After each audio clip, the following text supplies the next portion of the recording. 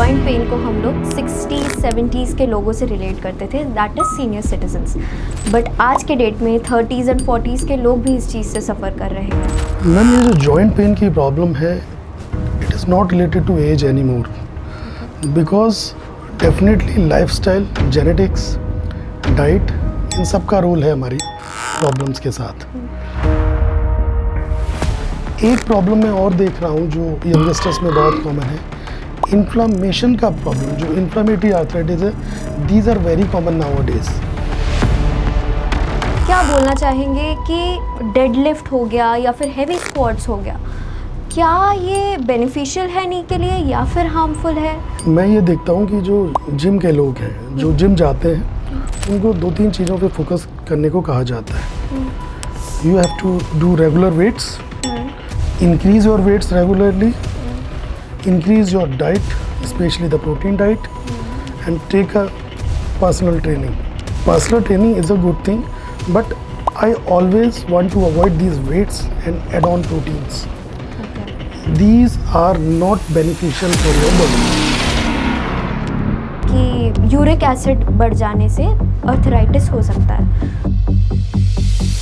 Doctor Bharat, क्या आप ये मानते हैं कि आज के एरा में ज़्यादा से ज़्यादा पेशेंट और सही पेशेंट तक पहुंचने के लिए विजिबिलिटी भी कहीं ना कहीं एक बहुत इम्पॉर्टेंट रोल प्ले करता है? जी मैम, बिल्कुल मानता हूँ मैं, है ना। सोशल मीडिया और विजिबिलिटी होना बहुत इम्पोर्टेंट है। तो सर, आज के डेट में आपको क्या लगता है कि एक्सपर्टीज़ के साथ साथ इसका मतलब कहीं ना कहीं ब्रांड आइडेंटिटी बनाना भी इम्पॉर्टेंट हुआ?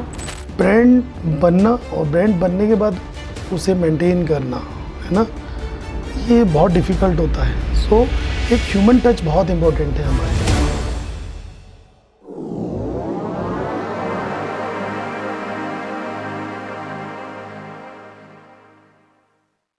नमस्कार।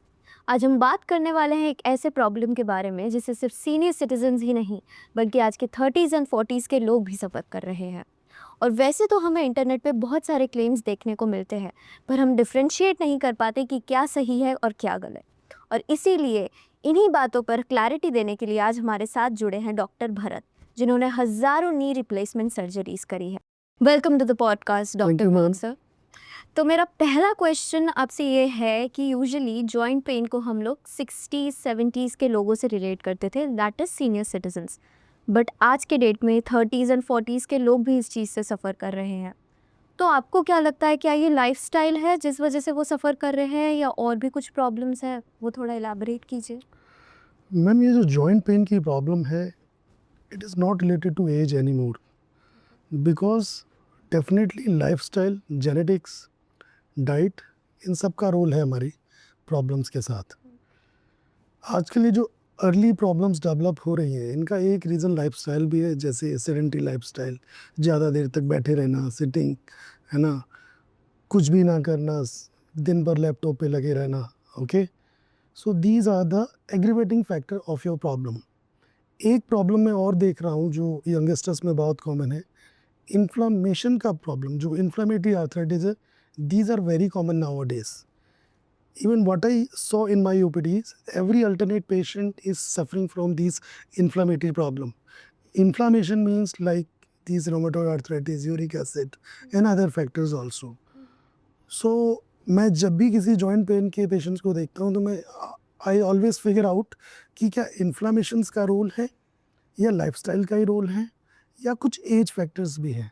सो we all figure it out कि क्या एग्रीवेटिंग फैक्टर्स है, क्या पॉजिटिव फैक्टर्स है, जिसके बेसिस पे मैं अपने पेशेंट का ट्रीटमेंट डिसाइड करता।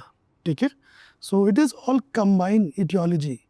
ओके, हाँ, it this lifestyle schedule, it can aggravate your problem और help in the trouble to the patients. Okay sir, you mentioned the word sedentary lifestyle. तो सर, अगर हम बात करें कि आज के डेट में वर्किंग आवर्स जो होती है वो 8 से 10 घंटे होती है, तो यूजुअली क्या होता है कि लोग 8 से 10 घंटे बैठते हैं तो उनका वॉकिंग उतना नहीं हो पाता।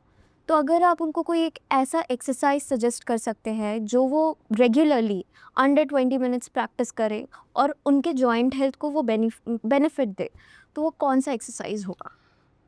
मैम, सी दिस, आप जो काम कर रहे हैं, ठीक है, बैठने का काम है आपका, काम छोड़ने के लिए मैं आपको एडवाइस नहीं करूँगा कि either you are an engineer और working some company doing some account work और जो भी आपका बैठने का काम है, but you have to learn how to live with the precautions. आपको ये भी सीखना होगा कि उस जॉब अपने काम के साथ अपने बॉडी के लिए आप क्या क्या चीज़ें उसमें एड ऑन कर सकते हैं।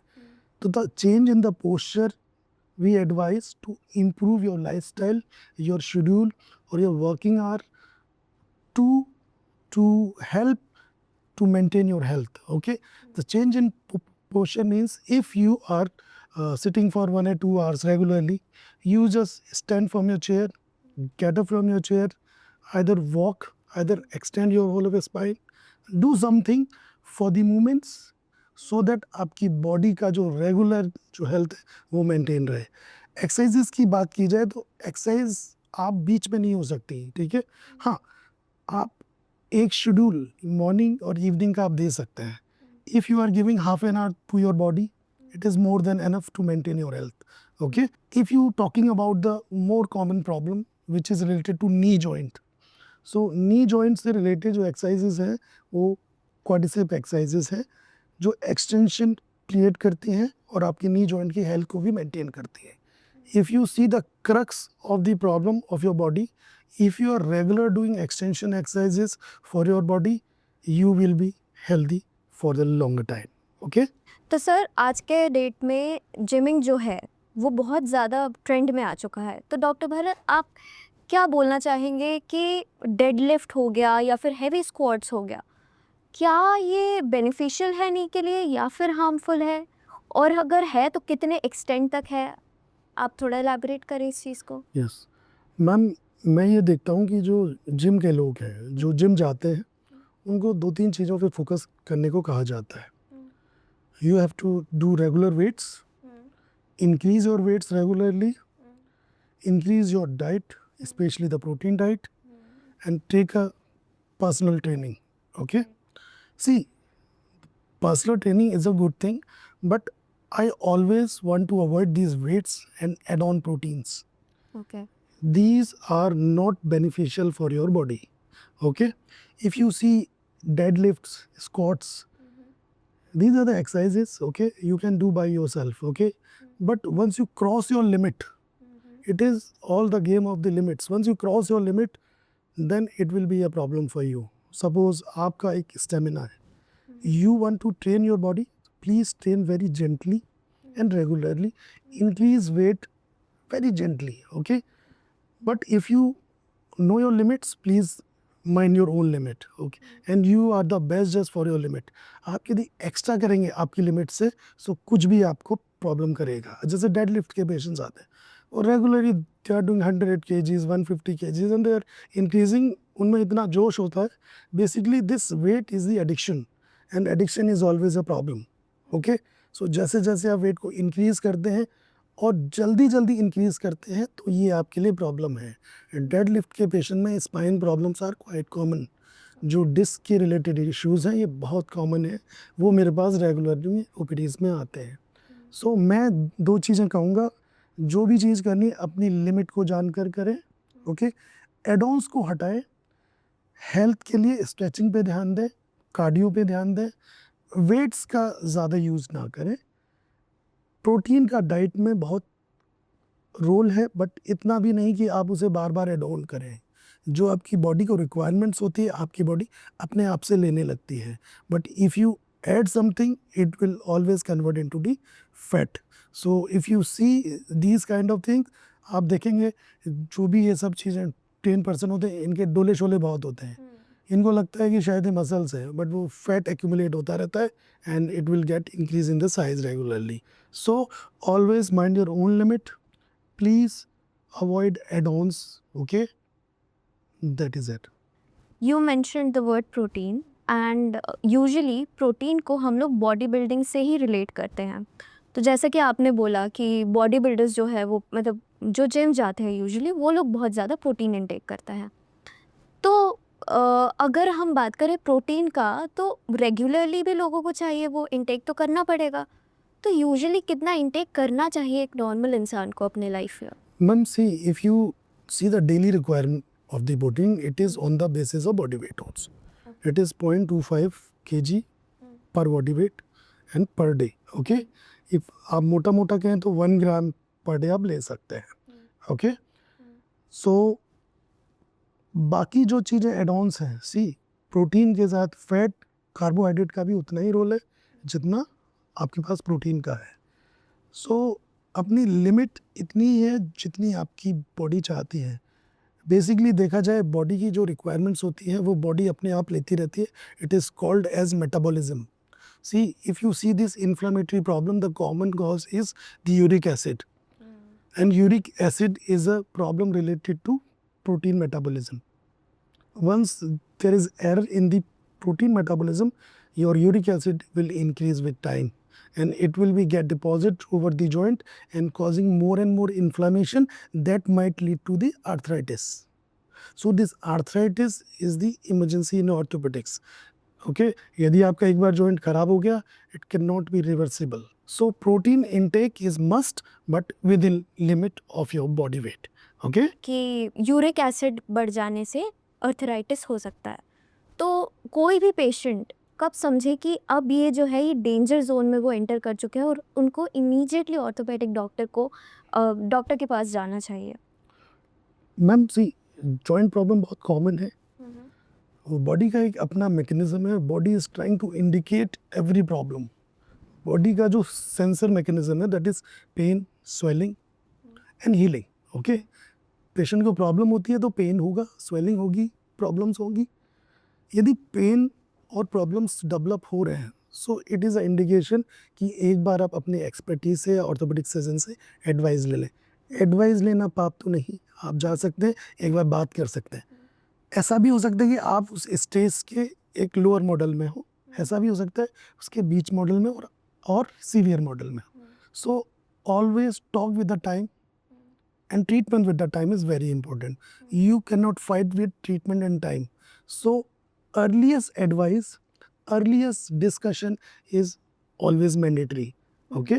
तो डॉक्टर भरत, अगर कोई इस चीज़ से सफ़र कर रहा है, फॉर एग्जांपल उनको नी पेन हो रहा है, तो उनको पहली चीज़ क्या करना चाहिए अपार्ट फ्रॉम एडवाइस लेने से? पहले डाइट चेंज करना चाहिए या एक्सरसाइज की तरफ जाना चाहिए? उनको पहली चीज़ आपके हिसाब से क्या करना चाहिए?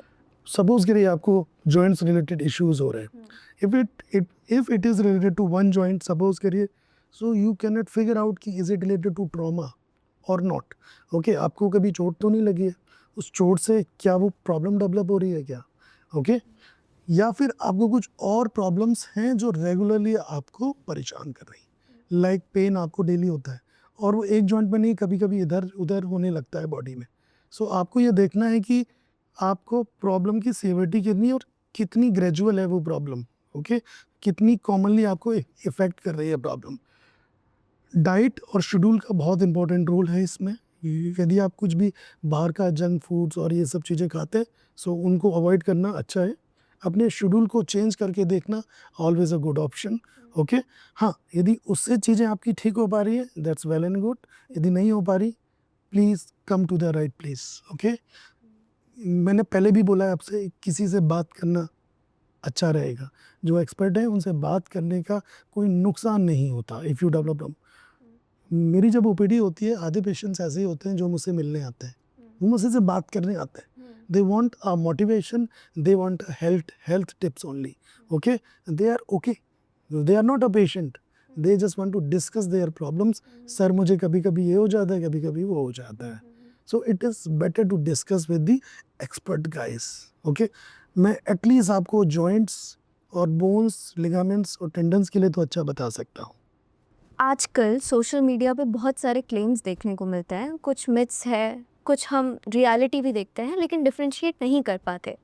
एक ऐसी ही चीज़ जो बहुत ज़्यादा कॉमन बोली जाती है कि घी जो होता है वो हमारे जॉइंट्स को ल्यूब्रिकेट करते हैं.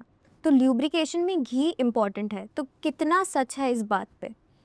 मैम सी, नी का जो लुब्रिकेशन है दैट इज़ डिपेंड ऑन नी का जो फ्लूइड है जिसको हम लोग साइनोवियल फ्लूइड बोलते हैं. इसमें घी का कोई रोल नहीं. हाँ, घी आपका फैट एक ऐसा इसेंशियल एलिमेंट्स है जो आपकी बॉडी को हीलिंग को भी ऑगमेंट करता है. ओके, सो हाँ, fat, carbohydrate and proteins these are important part, पर इसे स्पेशली घी से कोरिलेट करना गलत कहा जाएगा। ओके, ऐसे पेशेंट जिनको जॉइंट इश्यूज होते हैं सिर्फ घी लेना ये गलत है। If you talk about ghee और फैट्स, यदि मैं फैट्स की बात करूँ, omega 3 fatty acid is the source of healing to the joints. Okay, जो ओमेगा 3 कंटेनिंग फूड्स है उन्हें आप लेंगे तो आप जल्दी ठीक होंगे। जैसे ये फैटी फिशेस में बहुत पाया जाता है, आलमंड्स, वॉलनट, इन सब में ज़्यादा पाया जाता है। So omega 3 fat contain things are good for your joints. Okay, तो ये हम प्रिवेंटिव बोलेंगे कि प्रिवेंटिव मेजर्स में इनको लेना चाहिए, या फिर वंस वो इस चीज़ को फेस कर रहे हैं उसके बाद उनको लेना चाहिए? It is preventive also, it is the therapeutic also. Treatment के लिए भी यूज़, ट्रीटमेंट के टाइम भी यूज़ करें और प्रिवेंशन में भी यूज़ करें। डाइट तो अच्छी होनी ही चाहिए। Definitely. Diet is also help in the prevention of these problems. Okay?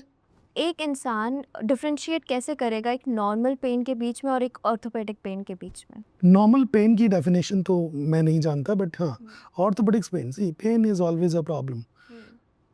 Pen is a sensor of the body that indicate you please discuss और please look after your problem. Okay, so pain को normal कहना तो मैं नहीं सही मानता। Okay, हाँ, orthopaedics pen, या आपको मैं पेन की डेफिनेशन बताता हूँ। Pain is of 4 types. Okay, pain, it can be a inflammatory pain. Inflammatory pain is increases with the rest.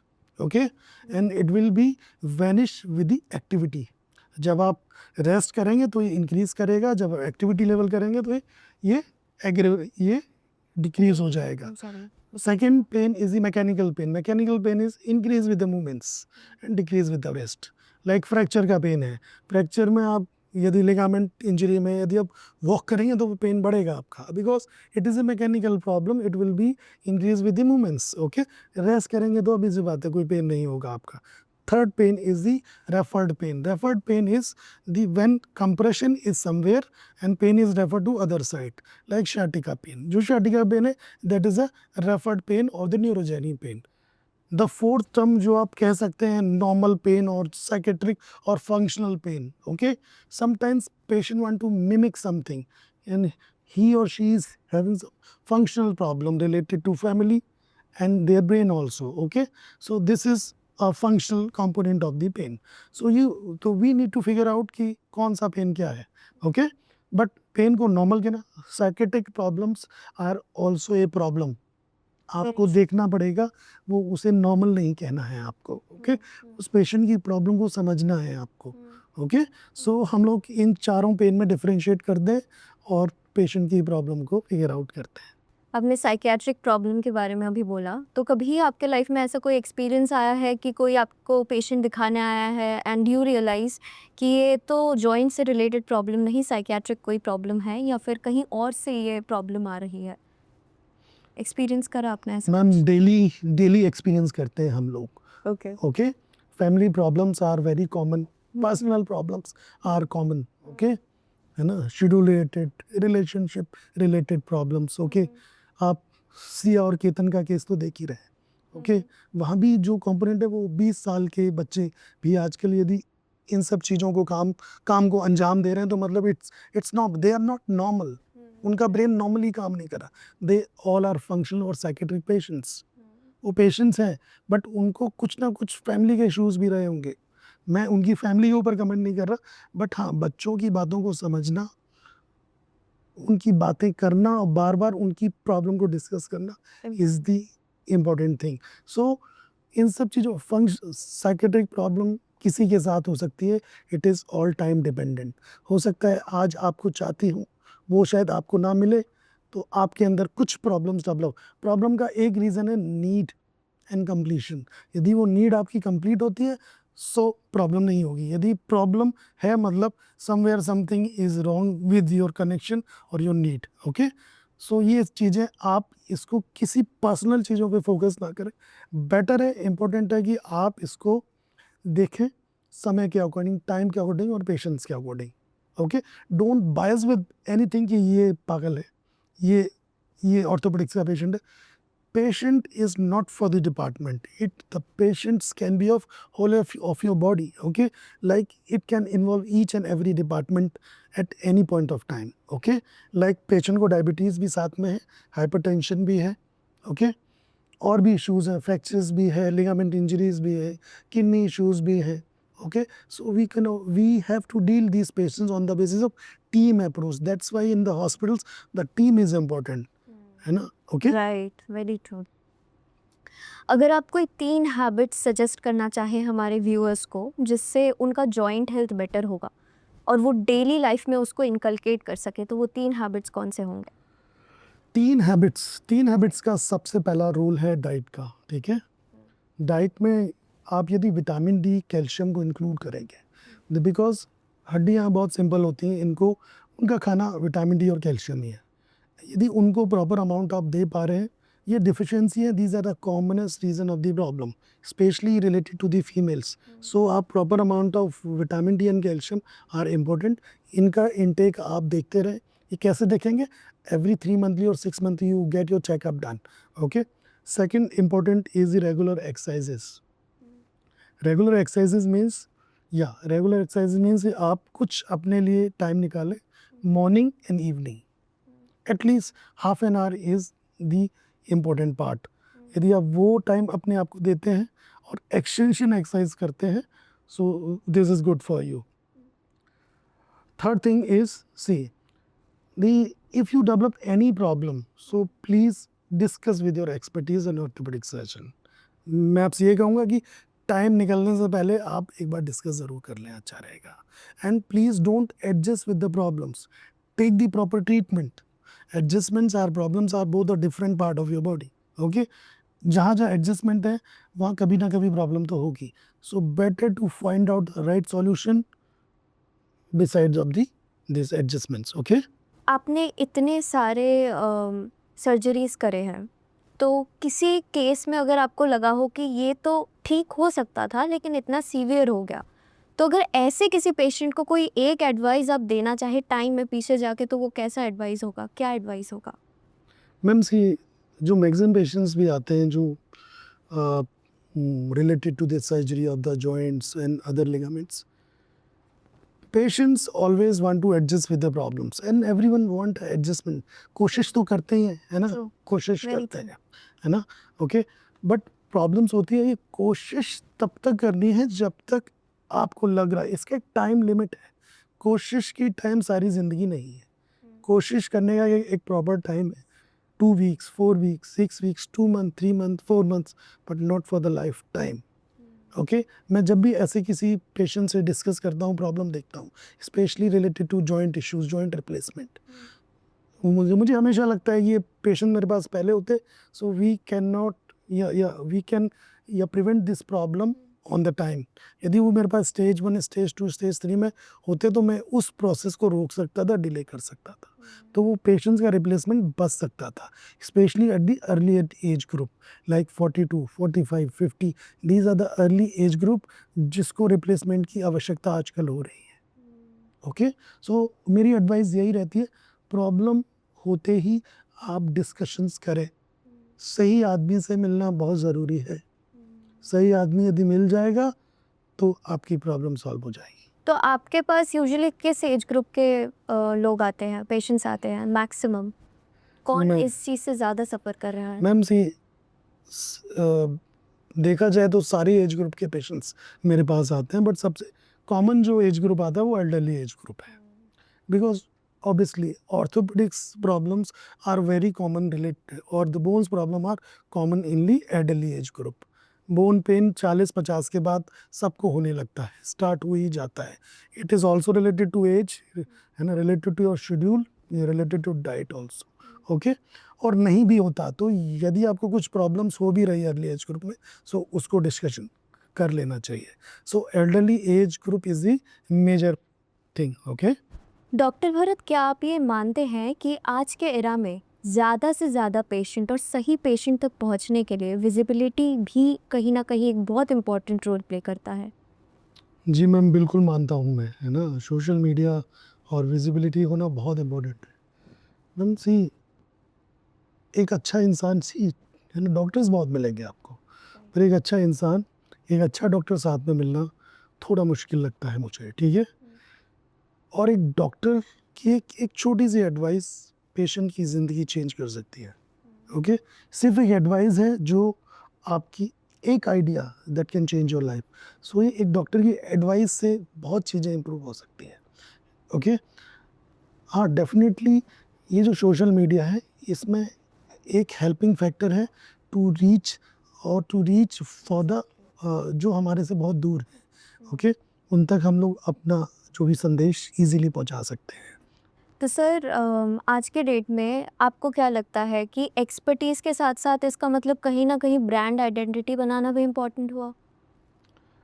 Ma'am C, brand तो इम्पोर्टेंट है ही, पर प्रॉब्लम यह है कि ब्रांड के साथ you need to understand the empathy, sympathy and empowerment also, okay. तीनों चीज़ों का बैलेंस बड़ा इम्पोर्टेंट है। ब्रांड बनना और ब्रांड बनने के बाद उसे मेंटेन करना, है ना, ये बहुत डिफ़िकल्ट होता है। सो एक ह्यूमन टच बहुत इम्पोर्टेंट है हमारे लिए, ठीक है। हाँ, बट ये जो ब्रांडिंग का जो कंसेप्ट और जो नेम है ना, ओके, ये ब्रांड आपको पेशेंट्स ही बनाते, ओके। तो बनाने के लिए कौन है? जितने पेशेंट्स आप ट्रीट करेंगे, उतनी दवाएँ, उतनी दुआएँ आपके साथ रहेंगी, ओके। सो यस, हाँ, brand is important but along with the human touch, okay. Sir आपने एम्पैथी और सिंपैथी मेंशन किया, तो आपके हिसाब से दोनों में डिफरेंस क्या है एम्पैथी और सिंपैथी के बीच में? Empathy is always once you are thinking in place of someone, okay। यदि आप किसी और की जगह बैठ के देखेंगे, जैसे आप आज एंकर हैं, यदि मैं वहाँ बैठा होता तो मैं क्या सोच रहा होता, क्या डिस्कशंस होते, मेरी क्या प्रॉब्लम्स होती, और मैं उन्हें कैसे टैकल करता, दैट इज़ एम्पैथी, ओके। क्योंकि मैं आपकी जगह बैठ के उसे सोच रहा हूँ, आपकी प्रॉब्लम को मैं फील कर पा रहा हूँ, that is empathy, okay. Sympathy is मेरी आपके लिए क्या फीलिंग्स है, आपको देख के जो मैं फीलिंग्स कर पा रहा हूँ, दैट इज़ अ सिंपैथी। सो एक मेरी खुद की फीलिंग है, एक मैं आपको सोच के अपनी फीलिंग बदल रहा हूँ, okay. So that is a difference between the empathy and sympathy. मैंने भी यही रीड किया था एक बार, मुझे बहुत कन्फ्यूजन हो रही थी एम्पैथी और सिंपैथी के बीच में, एंड वो बहुत ही प्यारा एग्जाम्पल था। उन लोगों ने यही बोला कि सिंपैथी इज़ व्हेन आपको किसी को देख के बुरा लगता है, लेकिन एम्पैथी वो होता है जब आप उस इंसान को फील कर रहे हैं, उस चीज़ को गो थ्रू करने की कोशिश कर रहे हैं, तब आप जो फील करते हैं वो होता है एम्पैथी। तो ब्यूटीफुल डिफरेंस। एक चीज़ और बताता हूँ मैं आपको Garima ji, see this empathy and sympathy are inbuilt, आप किसी को सिखा नहीं सकते, डेफिनेटली। या तो वो टाइम के साथ सीखेगा या फिर नहीं सीखेगा, ओके। ये आपका जो भी परवरिश हो रही है घर में, है ना, जैसे आप माँ बाप से सीख के आए या फिर आप अपने समाज से जो सीख रहे हैं, एनवायरनमेंट से सीख रहे हैं, these things are you have to gain from your their environment and your family. It is the inbuilt process, okay. हाँ, आदमी सीखता तब है जब चीज़ें अपने आप पर गुजरती हैं, ओके। ट्रू। जब तक अपने आप पे गुजरती हैं तो उस समय एम्पैथी, सिंपैथी, ह्यूमैनिटी सारी डेफिनेशन समझ में आ जाती हैं। You can not figure out कि क्या एम्पैथी थी, सिंपैथी थी, तो वो सब चीज़ें आपके अंदर अपने आप से होने लगेंगी। इसीलिए ये जो एम्पैथी टर्म है, ये सिंपैथी से बहुत अलग इसीलिए है बिकॉज जब आप नॉर्मल हैं, जब आपके साथ कोई प्रॉब्लम नहीं है, उसके बाद भी आप दूसरे की जगह रख के अपने आप को सोच रहे हैं, सो ये एक बहुत इम्पोर्टेंट प्रोसेस है। इसमें आपका ब्रेन का नॉर्मल होना बहुत इम्पोर्टेंट है because once you are figure out your problem, तो फिर आपकी जगह मैं नहीं बैठ पाऊँगा, वो मैं चीज़ें नहीं देख पाऊँगा। सो माइंड का रोल आपके साथ, ह्यूमन टच और सिंपैथी, ये इसके साथ इनबिल्ट है। यदि ये चीज़ें नहीं है तो एम्पैथी नहीं आएगी आप में।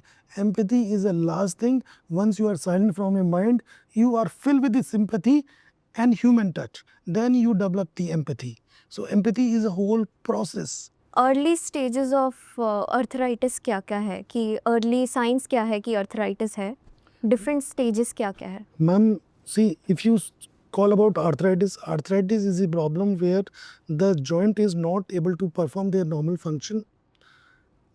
ऐसा नहीं है कि कोई भी जॉइंट है एक बार में ही खराब हो जा रहा है. It went through various stages like stage 1, stage 2, stage 3, stage 4. Stage 1, 2, 3 are manageable with the exercises, physiotherapy, injections, but stage 4 require replacement surgery. Okay, stage 1 में once you see patients की सिर्फ complain होती है, पेन होगा उसे, है ना, सीढ़ियाँ चढ़ते हुए, बैठते हुए, बस, और x-ray will be normal at time. Okay, stage 2 में कुछ आपको जॉइंट स्पेस का रिडक्शन दिखेगा, पेन वेन होगा, बाकी everything is normal. Stage 3 is there is a definitive reduction in the joint space and the problem is more and more. Stage 4 is the advanced stage of the arthritis where pain, swelling, deformity is there. Okay, so जितना treatment है, these are on the basis of stages only. So हम लोग जितना भी दवाओं से physiotherapy और जितना भी ट्रीटमेंट इंजेक्शन वाले होते हैं, ये स्टेज 1, 2, 3 के लिए एडवाइजेबल है. But for stage 4 you have to be go for the replacement. Okay, because if you are not going for these kind of surgery, you have to compromise with your quality of life. Treatment options क्या क्या है और indications क्या क्या है? Treatment के दो ही options होते हैं, आइदर कंजर्वेटिव और surgical options. He conservative options is like medicines, exercises, physiotherapy, injections, etcetera. Okay, और यदि एडवांस स्टेज में कहा जाए तो ऑपरेशन इज़ दी ऑप्शन, जहां हम लोग जिसका डैमेज कार्टिलेज है उसको नए इम्प्लांट के साथ रिप्लेस कर देते हैं. ओके, फ्यूचर क्या है, आपको क्या लगता है? हमारे एआई से रिलेटेड कोई चीज़ें जो मेडिकल साइंस में आ रही है, तो जॉइंट से रिलेटेड क्या फ्यूचर है आने वाले कुछ सालों में? these one, if you are talking about AI, so robot, आजकल जो रोबोट्स आ रहे हैं, दे आर AI इनबिल्ट. तो वो they are image based. Basically हम लोग पेशेंट का सीटी स्कैन कराते हैं, उसकी इमेजिंग लेते हैं, इमेज के बेसिस पे उसका साइज़ लेते हैं और उसके साइज़ को उस पेशेंट्स के घुटने के साइज़ के अकॉर्डिंग मैप करते हैं. ओके, सो एआई का भी, ये सब एआई का ही रोल है, जहाँ पे हम लोग पहले से ये सारी चीज़ें प्लान करते हैं बिफोर द सर्जरी, और जिससे हम लोग सर्जरी का टाइम, ड्यूरेशन, प्रिसीजन एंड ये इंक्रीज कर सकते हैं. डॉक्टर भरत, अभी आपने बात करी एआई की, तो यूजुअली सॉफ्टवेयर्स में एआई में प्रॉम्प्ट डालना पड़ता है, तो ऐसा ही कोई प्रोसीजर आप लोग भी फॉलो करते हैं या फिर वो प्रोसीजर थोड़ा डिफरेंट होता है? मैम सी, प्रॉम्प्ट्स तो एआई के हर केस में डलेगा आपको. सी, एआई का ह्यूमन के साथ और सर्जन्स के साथ बहुत इम्पोर्टेंट रोल है. Basically robot, AI with surgeons are the key points. हम लोग क्या करते हैं, these are the image based technique. Basically we have done the CT scan first before the surgery, one day before the surgery, and we get the reports. Then we give the input in the machine. हम लोग उस machine में upload करते हैं data सारा, and we get all the normal sizes or the parameters related to the patients. When we get all the normal diameters, then we decide the size of the implants, the cut size, and the accuracy of the cuts. Okay, so जितना भी हम लोग inputs दे रहे हैं उसको, that is all based on us also. Okay, so the prompts, human touch and the machine, the AI, these all are complementing to each other. Okay, so सबका role है, important role है. कोई भी एक चीज़ यदि आप नेगलेक्ट करेंगे तो प्रॉब्लम्स होंगी. ओके, सो आपको अपना भी ब्रेन यूज़ करना है, because once you give the prompt to the machine, उसके बाद जो रिजल्ट्स आएंगे that you check intraoperatively. आपको जितने साइजेस हैं वो इंट्रा ऑपरेटिवली चेक करना है, उसका जो सॉफ्ट टिश्यू बैलेंसिंग है वो भी चेक करना है आपको. सो ऑपरेशन से पहले, इन एंड ड्यूरिंग ऑपरेशन और ऑपरेशन के बाद सारी चीज़ें पहले से चेक होने लगती हैं. ठीक है, so it help in the accuracy, timing of the surgery and decrease the chances of complication also. So AI का आपको अपने ब्रेन के साथ भी यूज़ करना है. सिर्फ ऐसा नहीं कि सिर्फ एआई आपकी हेल्प करेगा, नो सॉरी, ऐसा नहीं है. और ये आई थिंक हर एक फील्ड में इम्पॉर्टेंट है कि एआई को, क्योंकि हमने ही बनाया है एआई को कहीं ना कहीं, तो अपना ब्रेन यूज़ करना तो डेफिनेटली इम्पॉर्टेंट है. Artificial things are always a part of natural thing. Okay, see, it cannot compete with the natural brain. Okay, so you take help of the AI but use your brain also, otherwise you will get in the trouble. Okay, आपको problems बढ़ जाएंगी. Okay, if you see the lot complications during the surgery, even in the robots, if you trust only on AI, then you will be in trouble. If you use AI with your brain, no complication, good surgery, good results, everything will be good. Okay? You said कि compete नहीं करना चाहिए artificial intelligence को human brain के साथ. Very wonderful thing you said. One last question I have from you and it is very interesting I believe कि usually बाकी countries में लोग 70s 80s 90s तक बहुत हेल्दी रहते हैं, उनका जॉइंट हेल्थ भी बहुत हेल्दी रहता है. बट हमारे कंट्री में क्या होता है कि 60s 50s में ही लोग कंप्लेन करने लग जाते हैं ऐसे प्रॉब्लम्स का. तो इसके पीछे का रीज़न क्या है? मैम सी जो हमारे यूरोपियन हैं कंट्रीज़ हैं और यूएस यूके स्पेशली, जापान. हाँ जापान, ओके, इनकी जो लाइफ है और स्पेशली जॉइंट की लाइफ काफ़ी ज़्यादा है. ह्यूमन नी की जो लाइफ है स्पेशली ये 90 ईयर्स तक जाएगी.